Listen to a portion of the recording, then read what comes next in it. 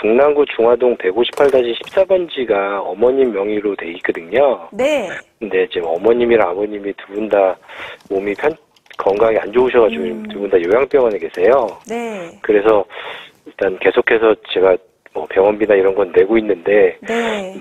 어차피 집이 비어 있으니, 그러니까 네. 지금 밑에 5세대를 지금 월세를 주고 있고, 네. 지금 위에 이제 부모님이 사시는데 지금 집이 비어 있어요. 그래서 이거를 어머님하고 상의해서 매도를 하고 차라리 그 뭐 병원비로 충당을 하려고 했는데, 네. 공공재개발 발표가 되면서 일단은 네. 이제 뭐 그렇게 지금 이제 흘러가고 있더라고요. 그래서 이거를 지금 제가 어저께 확인하기로는 뭐 동의율도 지금 70 몇 프로까지 나와서 네. 진행이 되는데, 그러면 지금 파는 게 매도를 하는 게 나을지 아니면, 예, 아니면 조금 더 하는 게 좋을지. 예, 근데 이제 시작 단계라서 몇 년 걸릴 텐데 그때까지 네, 만약에 고민이 많으실 것 같으세요. 혹시 단독주택일까요? 아니면 다른 형태일까요? 단독주택이고요. 네.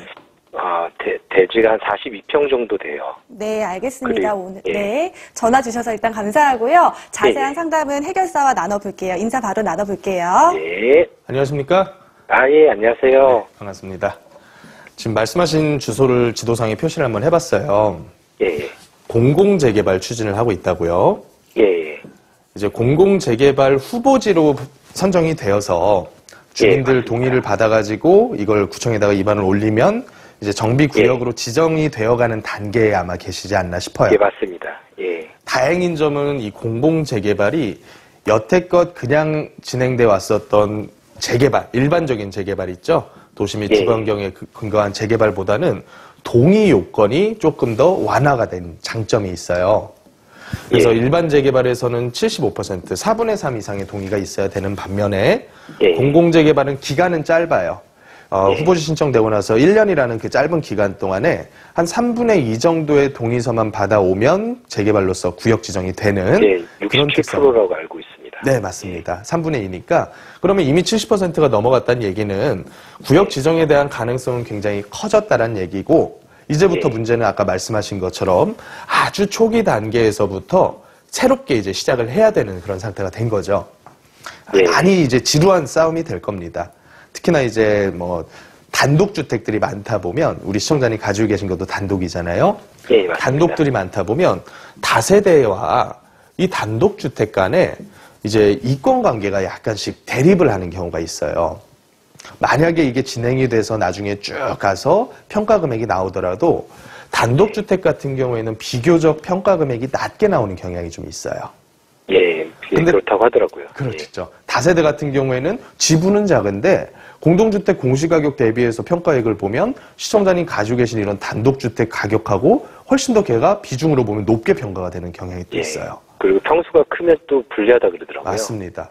그렇다 보니까 시청자님께서는 이 공공재개발을 끝까지 끌고 가가지고 아파트로서 내 집을 마련하겠다는 수요는 아니신 거잖아요. 예, 그렇게는 쉽지 않을 것 같아요. 지금 시청자님 명의의 주택은 별도로 있으시고요. 예, 두 채가 있어요. 두 채가 그래서 있으세요. 좀 고민이 되는 거예요. 뭐 증여라든가 이렇게 가지고 오시기도 상당히 애매한 그런 상태이신 거고, 그러면 우리는 좀 전략적으로 움직일 필요가 있어요. 일단 매도라고 하는 큰 방향성은 정해졌습니다. 명의를 가져올 수가 없으니까. 그러면 그래서 일단은 저희 그 부동산 거래하는 부동산에 얘기를 했더니 일단은 지금도 살짝 뭐 한 평당 한 200-300 정도 더 받을 수 있을 것 같습니다라고 얘기하는데, 그러니까 저는 이제 단계가 가면 갈수록 그게 좀 더 올라갈 건지 아니면 그냥 정말 지루하게 되거나 뭐 나중에 뭐 부모님 잘못되셔서 만약 이게 뭐 증여나 뭐 이런 식으로 넘어가면 또 피해가 그러니까 뭐 전체 금액적으로 떨어질 수가 있으니까 좀 어느 시점을 좀 잡아야 되는데. 지금 금액을 얼마 정도로 알고 계세요? 평당? 지금 한 2,200 정도. 현재 2,200 정도 수준이라면 저는 조금 더 끌고 가셔보자, 이렇게 말씀을 드릴 거예요. 이게 왜 그러냐면 지역적으로 이걸 가지고 한강변 구역이라던가 아니면 뭐 좋은 뭐 강남 쪽 일대 이런 구역들하고 동급에 놓고 비교할 수는 없겠죠. 예, 맞습니다. 근데 그럼에도 불구하고 현재 지분가 요거밖에 안 간다는 얘기는 아직은 재개발 프리미엄은 좀 덜 붙었다는 얘기로 저는 봐요. 나중에 얘가 평가 나오게 되면 대략적으로 평당 1,000만 원 조금 넘는 수준에서 평가 나오는 게 일반적이거든요. 이런 강북 지역들은.